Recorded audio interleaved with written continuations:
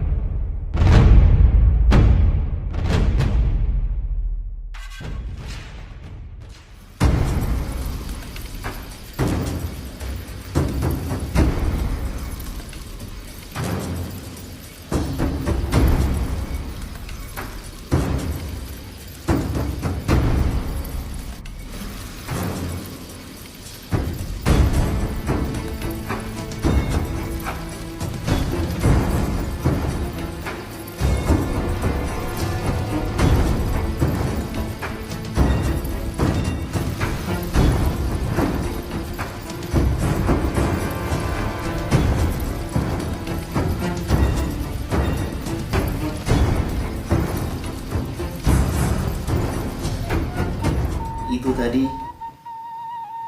guru-guru kita, Bapak Ibu guru yang akan memberikan materi pendidikan Pancasila dan kewarganegaraan di kelas-kelas yang sudah ditentukan, yaitu di kelas 12. Bagaimana? Sekarang apakah Anda sudah siap untuk belajar? Sudah siap untuk belajar? Are you ready? Are you ready? Are you ready? Alhamdulillah. Kalau sudah ready, kita lihat materi di bab pertama seperti apa gambarannya. Kita saksikan berikut ini.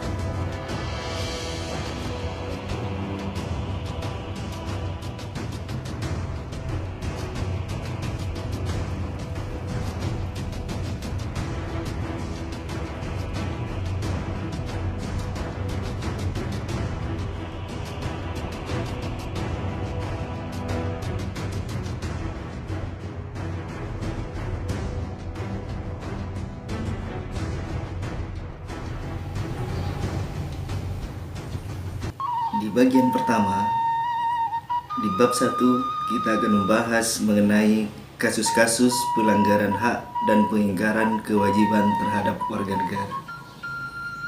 Saya ulangi lagi, bab 1, kasus-kasus pelanggaran hak dan pengingkaran kewajiban warga negara. Materi ini sebenarnya sudah pernah Anda terima ketika dulu Anda di kelas 11, yaitu materi tentang hak asasi manusia. Cuman ada sedikit perbedaan. Ketika di kelas sebelumnya, di kelas 11, Anda sudah memahami tentang konsep-konsep dan dasar-dasar dari hak asasi manusia. Sedangkan di kelas 12 ini yang kita pelajari lebih spesifik lagi, yaitu tentang pelanggaran hak dan pengingkaran kewajiban terhadap warga negara. Jadi ruang lingkupnya sedikit lebih sempit, ruang lingkupnya sedikit lebih kecil lagi, yaitu hanya di ruang lingkup wilayah Negara Kesatuan Republik Indonesia. Definisi hak warga negara Indonesia adalah merupakan seperangkat hak yang melekat dalam diri manusia Indonesia karena kedudukannya sebagai anggota dari Negara Kesatuan Republik Indonesia. Hak warga negara Indonesia meliputi hak konstitusional dan hak hukum. Hak konstitusional adalah hak-hak yang dijamin di dalam Konstitusi Negara RI, yaitu Undang-Undang Dasar 1945. Sedangkan hak-hak hukum timbul berdasarkan jaminan undang-undang dan peraturan perundang-undangan di bawahnya. Berikut ini adalah perbedaan antara hak asasi manusia dengan hak warga negara. 1. Hak asasi manusia adalah anugerah dari Tuhan kepada manusia tanpa terkecuali. Sedangkan hak warga negara adalah hak yang diberikan oleh negara pada manusia karena status kewarganegaraannya. 2. Hak asasi manusia merupakan hak dasar yang melekat dalam diri manusia sebagai individu. Sedangkan hak warga negara merupakan seperangkat hak yang melekat dalam diri manusia karena kedudukannya sebagai anggota dari sebuah negara. 3. Hak asasi manusia bersifat universal karena berlaku bagi semua manusia tanpa terkecuali. Sedangkan hak warga negara bersifat lokal karena hanya berlaku bagi manusia yang merupakan anggota dari suatu negara. Dan perlu dipahami bahwa hak warga negara tidak bertentangan dengan hak asasi manusia. Artinya, hak warga negara sejalan dengan apa yang ditetapkan dan ditentukan oleh hak asasi manusia. Definisi kewajiban warga negara dan kewajiban asasi. Kewajiban secara sederhana dapat diartikan sebagai sesuatu yang harus dilaksanakan dengan penuh tanggung jawab. Kewajiban warga negara dapat diartikan sebagai tindakan yang harus dilakukan oleh seorang anggota negara sesuai dengan aturan dalam ketentuan konstitusi negara yang berlaku. Kewajiban asasi merupakan kewajiban dasar setiap orang sebagai makhluk Tuhan yang punya tanggung jawab kemanusiaan secara global. Kewajiban asasi terlepas dari status kewarganegaraan yang dimiliki oleh orang tersebut. Keseimbangan antara hak dan kewajiban warga negara. Hak dan kewajiban warga negara tidak dapat dipisahkan karena terpenuhinya hak warga negara itu diawali dari adanya kesadaran bersama untuk melaksanakan kewajiban sebagai anggota negara. Dan adanya kewajiban warga negara tidak lain adalah untuk melindungi dan mewujudkan hak setiap warga negara. Ada kalanya sering terjadi ketidakseimbangan antara hak dan kewajiban. Misalnya, setiap warga negara berhak atas pekerjaan dan penghidupan yang layak. Itu kutipan dari Pasal Undang-Undang Dasar 1945. Meski itu merupakan hak, tetapi pada kenyataannya banyak warga negara belum merasakan kesejahteraan dalam menjalani kehidupannya. Apabila keseimbangan itu tidak terwujud, maka dampaknya akan terjadi kesenjangan sosial yang berkepanjangan. Masalah hak dan kewajiban warga negara Indonesia sebenarnya sudah lama diatur di negara kita. Diatur di dalam ideologi negara Pancasila ditetapkan di dalam Konstitusi Negara Undang-Undang Dasar 1945, baik di pembukaannya, baik di pasal-pasalnya, dan peraturan perundang-undangan lainnya seperti Kitab Undang-Undang Hukum Pidana dan Kitab Undang-Undang Hukum Perdata. Semuanya sudah diatur, sudah ditetapkan dengan ketentuan-ketentuan seperti apa pelanggarannya, seperti apa bentuknya, seperti apa sanksinya. Semuanya sudah ditetapkan. Tetapi apa kenyataannya? Ternyata sejak Indonesia merdeka sampai saat sekarang ini masih banyak terjadi pelanggaran-pelanggaran hak dan kewajiban warga negara. Bahkan ada beberapa kasus-kasus yang belum sempat terselesaikan di negara kita. Perlu bukti? Berikut bukti-buktinya. Berikut penayangannya dari media yang sempat kita rekam. Oke, selamat menyaksikan bentuk-bentuk pelanggaran dan kasus-kasus pelanggaran hak asasi dan pengingkaran kewajiban warga negara Indonesia. Dalam rangka peringatan Hari Hak Asasi Manusia setiap tanggal 10 Desember, berikut adalah 4 kasus besar pelanggaran HAM di Indonesia. Simak uraiannya di sketsatorial Rappler Indonesia.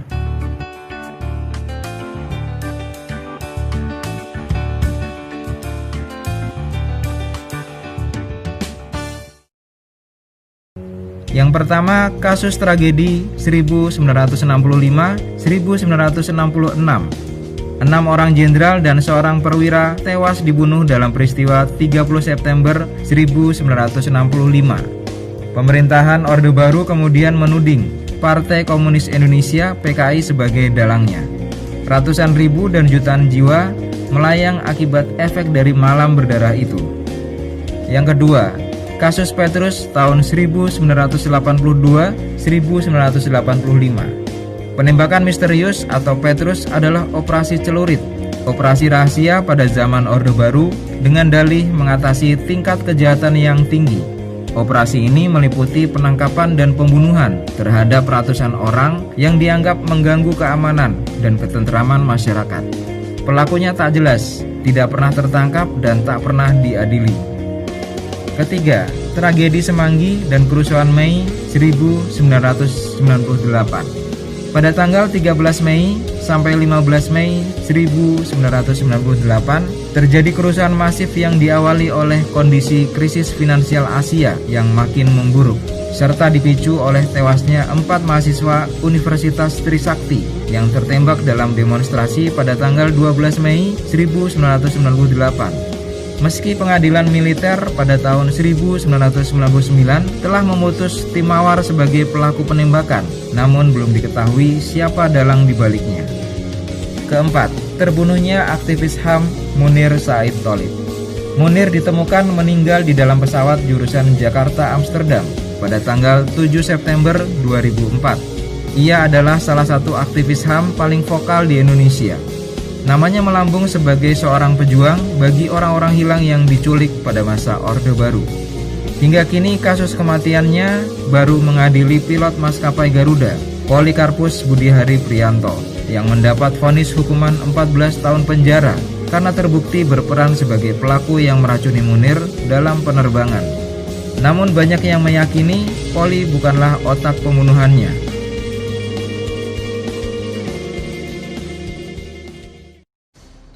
Kasus-kasus misterius yang sulit dipecahkan terjadi tidak hanya dalam film saja, tapi juga di dunia nyata.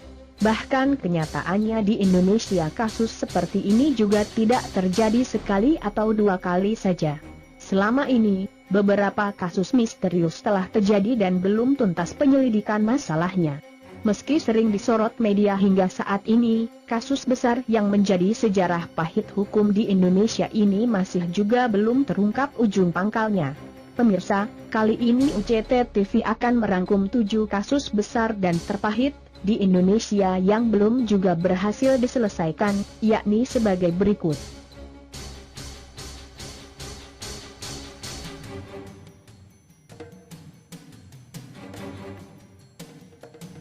Peristiwa naas ini terjadi saat Sumarijem yang baru berusia 18 tahun tengah menanti bis di pinggir jalan. Tiba-tiba ia diseret oleh sekelompok pria dan dibius. Selanjutnya ia dibawa ke sebuah rumah di Klaten dan diperkosa secara bergilir hingga tak sadarkan diri. Saat melapor pada polisi, bukannya dibantu Sam malah ditangkap atas tuduhan membuat laporan palsu. Ia mendapat masalah besar karena kasus ini melibatkan anak-anak pejabat sebagai tersangka. Bahkan Jenderal Purnawirawan Hugeng yang merupakan mantan Kapolri yang berusaha mengungkap kasus ini malah dipensiunkan. Banyak orang menduga pensiunnya Hugeng adalah agar kasus ini segera ditutup. Hingga saat ini, kasus ini tidak pernah terungkap kebenarannya.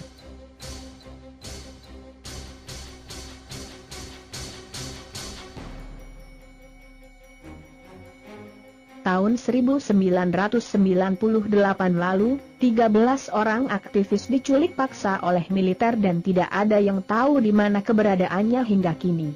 Sebenarnya ada 24 orang yang diculik, tapi 9 orang diantaranya bebas, dan 1 orang lainnya ditemukan tewas 3 hari kemudian di Magetan dengan luka tembak di kepala. Sebanyak 11 anggota Kopassus memang diadili secara militer untuk kasus ini, namun beberapa orang menganggap proses peradilan tersebut hanya rekayasa hukum saja untuk memutus pertanggungjawaban Letjen Prabowo Subianto yang saat itu dianggap paling bertanggung jawab atas kejadian ini.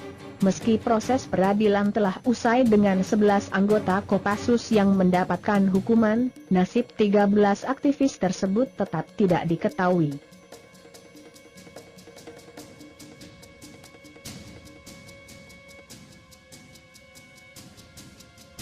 Tahun 1980-an, seorang peragawati cantik bernama D.E.C. Budi Mulyono tewas dibunuh dengan beberapa tembakan. Mayatnya dibuang di kebun karet yang kini menjadi kompleks perumahan DPR. Kasus tersebut segera mencuat dan seorang pria tua bernama Muhammad Sirajuddin alias Pak D dituduh sebagai pelaku. Pak D membantah segala tuduhan dan mengatakan bahwa pengakuan yang tercantum dalam bab itu dibuat karena ia tidak tahan disiksa polisi dan anaknya juga sampai menderita patah rahang. Meski Pak D punya alibi dan ada orang-orang yang memperkuat alibi tersebut, majelis hakim ternyata tidak peduli dan ia tetap dihukum penjara seumur hidup. Saat itu, beredar rumor bahwa D.C. sebenarnya menjalin hubungan dengan menantu dari orang paling berkuasa di Indonesia. Perselingkuhan tersebut ternyata bocor sehingga muncul perintah untuk memberi pelajaran pada D.C. yang berakhir dengan kematiannya. Pak D yang saat ini telah mendapatkan bebas bersyarat dengan teguh mengatakan bahwa ia tidak membunuh D.C.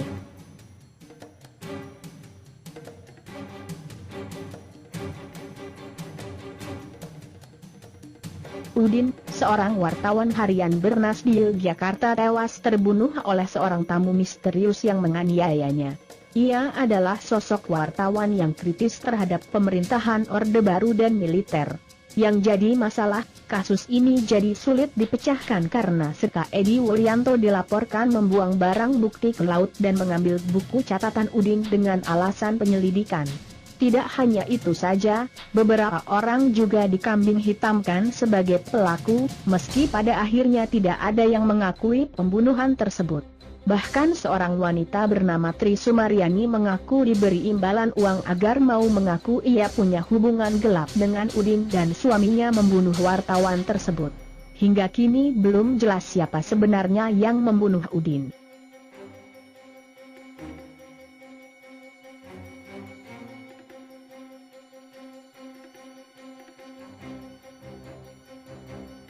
Marsinah adalah seorang buruh pabrik PT Catur Putra Surya, CPS, yang ditemukan tewas terbunuh pada 8 Mei 1993.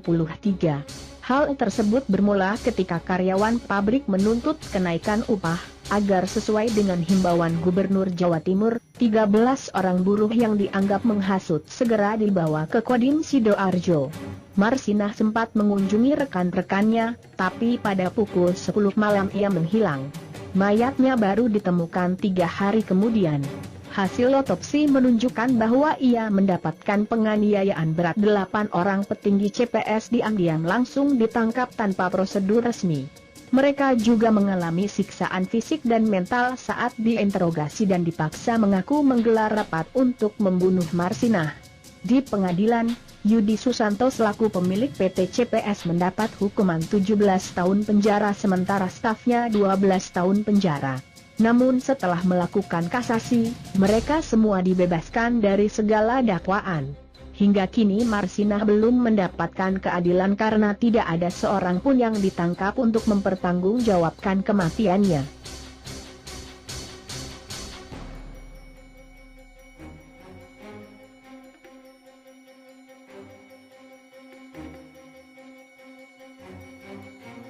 Edi Tangsil adalah seorang narapidana yang harus mendekam 20 tahun penjara atas kasus kredit macet Bank Bapindo yang merugikan negara senilai 565 juta dolar. Meski sempat ditahan, pria keturunan Tionghoa tersebut ternyata berhasil kabur pada 4 Mei 1996. Kaburnya Edi Tangsil ini jelas membuat geger masyarakat Indonesia. Sebanyak 20 orang petugas LP Cipinang ditangkap dan dijadikan tersangka karena dianggap membantunya lari dari penjara. Sementara itu, keberadaan Edi sendiri tidak pernah ditemukan lagi. Sempat muncul laporan bahwa ia kini sedang berada di Tiongkok. Kejaksaan juga sudah berupaya agar ia diekstradisi dengan mengirimkan surat kepada pemerintah Tiongkok. Pihak Kepolisian Internasional Macau juga berjanji akan mendukung kejaksaan dalam memburu buronan tersebut.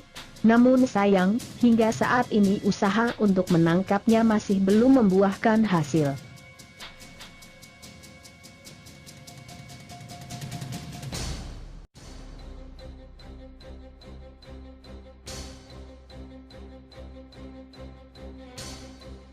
Munir adalah seorang aktivis yang tewas dalam penerbangan menuju Belanda. Saat itu ia sedang dalam perjalanan untuk melanjutkan studi S2 di Universitas Utrecht, Belanda. Namun dalam penerbangan, ia meninggal dunia dengan kondisi ditemukan racun arsenik dalam perutnya. Hingga saat ini, penyebab sesungguhnya dari aktivis HAM tersebut masih tidak diketahui. Beberapa orang memang telah dijatuhi hukuman, tapi istri Munir merasa tidak puas dan meminta kasus ini diusut tuntas. Kasus pembunuhan berencana ini terlalu rapi sehingga kemungkinan ada motif besar lain di baliknya.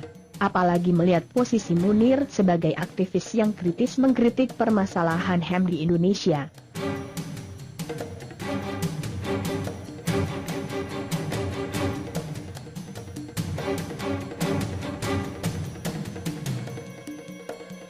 Sayang sekali kasus-kasus tersebut masih belum bisa terselesaikan hingga kini dan masih menjadi misteri besar.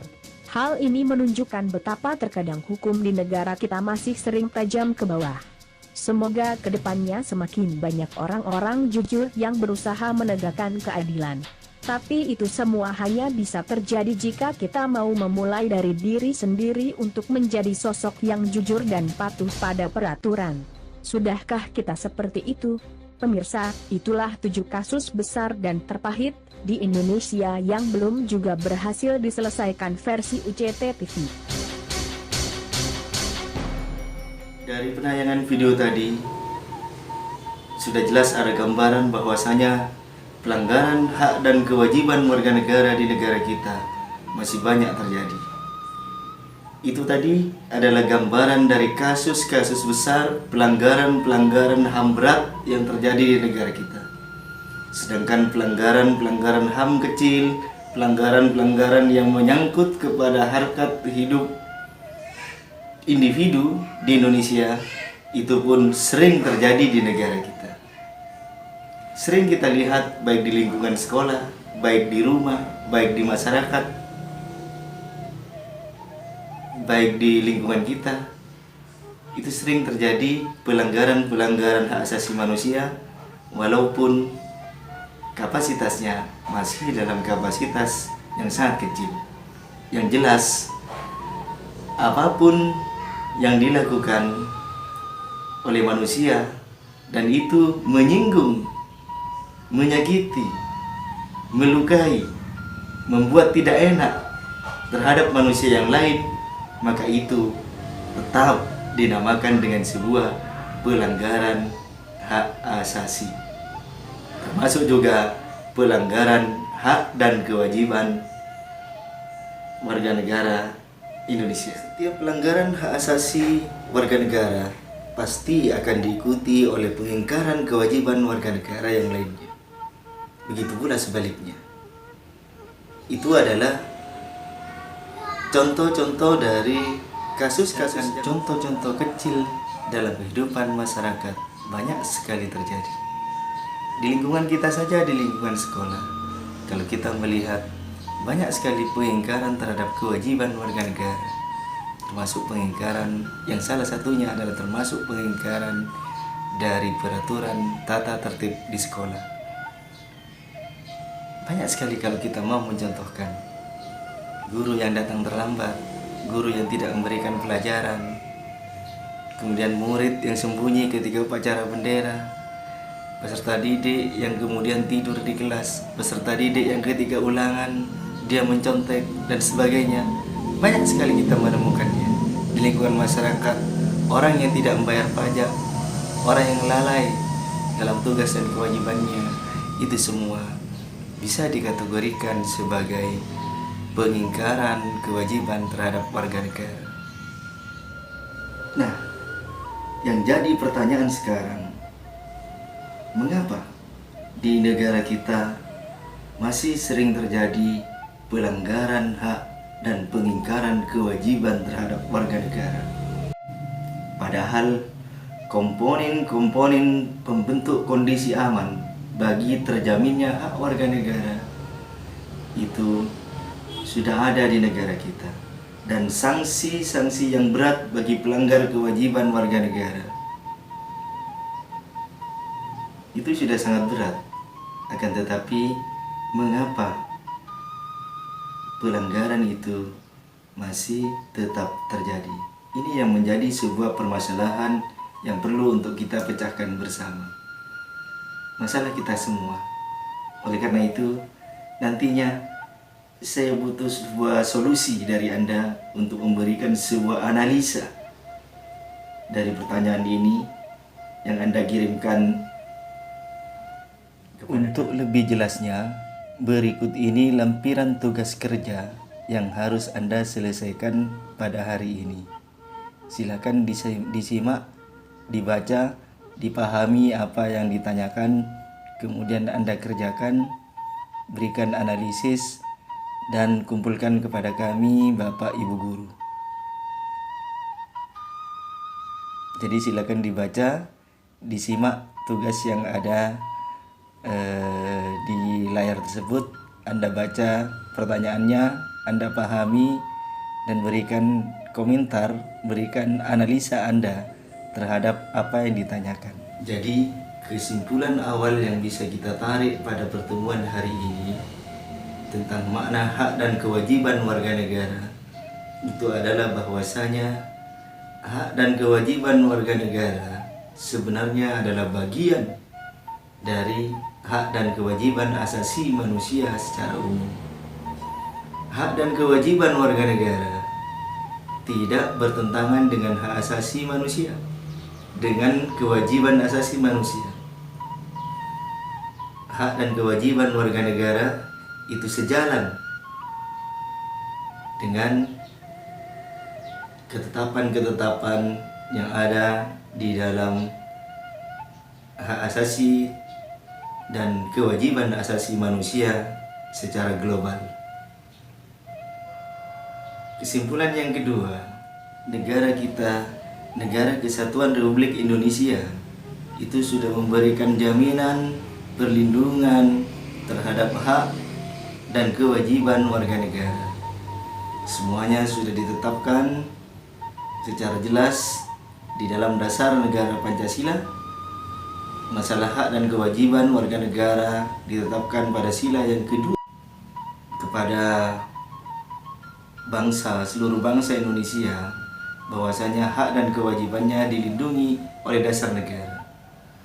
Demikian pula di dalam konstitusi negara, Undang-Undang Dasar 1945, masalah hak dan kewajiban seperti hak untuk merdeka sudah disampaikan di dalam pembukaan Undang-Undang Dasar 1945 bahwasanya kemerdekaan itu adalah hak segala bangsa, dan oleh sebab itu maka penjajahan di atas dunia harus dihapuskan. Kalimat ini sudah menunjukkan bahwasanya ada sebuah perlindungan terhadap hak warga negara untuk bebas merdeka. Kemudian di dalam alinea keempat pada tujuan negara, hak dan kewajiban warga negara pun juga diutamakan, yaitu tujuan negara yang pertama melindungi segenap bangsa Indonesia dan seluruh tumpah darah Indonesia. Jadi rasa aman, jaminan terhadap kondisi pribadinya, gitu ya. Kebebasan untuk beragama itu dilindungi. Jadi semua bangsa Indonesia, baik yang berada di dalam negeri maupun yang berada di luar negeri, selama dia menjadi warga negara Indonesia, maka ada perlindungan dan jaminan terhadap hak asasinya. Kemudian pada tujuan yang kedua, yaitu memajukan kesejahteraan umum. Ada keinginan bagi negara untuk memberikan kesejahteraan kepada rakyatnya, memperoleh pekerjaan yang layak, gitu ya, memperoleh penghasilan yang layak, bisa hidup sejahtera. Kemudian mencerdaskan kehidupan bangsa, hak untuk menerima pendidikan, hak untuk cerdas, untuk merdeka, itu juga diatur oleh negara. Kemudian yang keempat, ikut serta menciptakan perdamaian dunia, dunia yang damai. Tentu manusia Indonesia juga akan merasakan nikmatnya sebuah kedamaian. Kemudian di dalam pasal-pasal Undang-Undang Dasar 1945 juga dijelaskan, mulai dari pasal 27 sampai dengan pasal 34, di situ hak dan kewajiban warga negara itu sudah diatur di dalamnya. Ada perlindungan, rasa aman terhadap hak asasi manusia, dan ada hal-hal yang wajib dilakukan oleh warga negara Indonesia untuk bersama-sama mewujudkan terciptanya dan terpenuhinya hak kita sebagai warga negara. Kemudian di dalam peraturan-peraturan yang lain, peraturan-peraturan perundang-undangan yang lain pun hak dan kewajiban, ketertiban itu juga di alinea yang ketiga. Ternyata adanya aturan-aturan hukum yang melindungi hak dan kewajiban warga negara. Kemudian adanya aparat-aparat hukum yang sudah dibentuk oleh negara. Adanya lembaga-lembaga yang melindungi hak dan kewajiban warga negara, seperti lembaga kepolisian, Komnas HAM, kemudian lembaga kehakiman, kejaksaan, sudah dibentuk oleh negara kita. Akan tetapi adanya peraturan yang sudah mengatur tentang hak dan kewajiban warga negara Indonesia, adanya lembaga-lembaga perlindungan dan penjamin hak dan kewajiban warga negara Indonesia, adanya komponen-komponen lain yang diupayakan untuk mewujudkan terpenuhinya hak warga negara dan berkurangnya pengingkaran kewajiban sebagai warga negara. Akan tetapi ternyata komponen-komponen itu sepertinya masih banyak terjadi sebuah pelanggaran. Masih banyak warga negara kita yang sering melakukan pelanggaran-pelanggaran terhadap hak asasi dan melakukan pengingkaran-pengingkaran terhadap kewajiban sebagai warga negara Indonesia. Disitulah kita memerlukan sebuah analisa. Saya kira ini dulu untuk pertemuan kita hari ini di pertemuan pertama. Saya yakin masih banyak kekurangan yang harus saya sampaikan. Terima kasih atas segala perhatiannya. Mohon maaf apabila ada kesalahan. Wabillahi taufiq wal hidayah. Waridha wal inayah. Assalamualaikum warahmatullahi wabarakatuh.